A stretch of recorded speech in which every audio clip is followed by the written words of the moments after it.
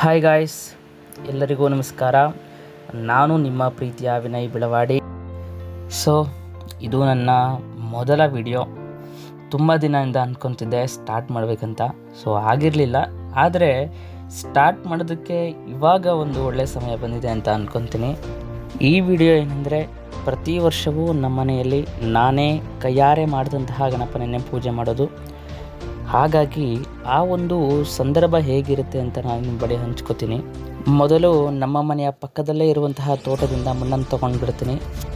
ನಂತರ ಅದನ್ನು ಚೆನ್ನಾಗಿ ಕ್ಲೀನ್ ಮಾಡಿ ಅದನ್ನು ಮಿತ್ಕೋತೀನಿ, ಹಾಗೆ ಹಸಿಯಾಗೋದಕ್ಕೆ ಬಿಡ್ತೀನಿ. ಅದು ಹಸಿಯಾದ ನಂತರ ಆ ಮಣ್ಣಿನಿಂದ ಒಂದು ಆಕಾರ ಶುರು ಮಾಡ್ತೀನಿ. ಆ್ಯಂಡ್ ಮೊದಲೇ ನಾನೇನು ಪ್ಲ್ಯಾನ್ ಮಾಡಿರೋದಿಲ್ಲ, ಅಂದರೆ ಹೀಗೆ ಮಾಡಬೇಕು ಅಂತ.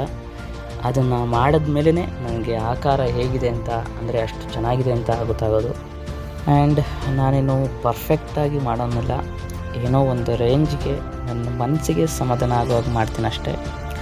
ನಾವು ಹೊರಗಡೆಯಿಂದ ಅದೆಷ್ಟೇ ದುಡ್ಡು ಕೊಟ್ಟು ಗಣಪತಿಯನ್ನು ತೊಗೊಂಡು ಬಂದು ಪೂಜೆ ಮಾಡಿದ್ರು ಅದು ದೊಡ್ಡದಲ್ಲ. ಆದರೆ ನಾವೇ ನಮ್ಮ ಕೈಯಾರ ಮಾಡಿ ಅದಕ್ಕೊಂದು ಆಕಾರ ಕೊಟ್ಟು ಆ ಗಣಪತಿಯನ್ನು ನೋಡಿದಾಗ ಆಗೋ ಖುಷಿ ಇದೆಯಲ್ಲ, ಸೊ ಆ ಖುಷಿ ನಾವೆಷ್ಟೇ ದುಡ್ಡು ಕೊಟ್ಟರೂ ಸಿಗಲ್ಲ ನಮಗೆ. ಎಕ್ಸ್ಪೆಷಲಿ ನಮ್ಮ ಹಳ್ಳಿಯವ್ರಿಗೆ ಗಣಪನನ್ನು ಕೂರಿಸೋದು ಅಂದ್ರೇ ಆ ಫೀಲೇ ಬೇರೆ ಇರುತ್ತೆ.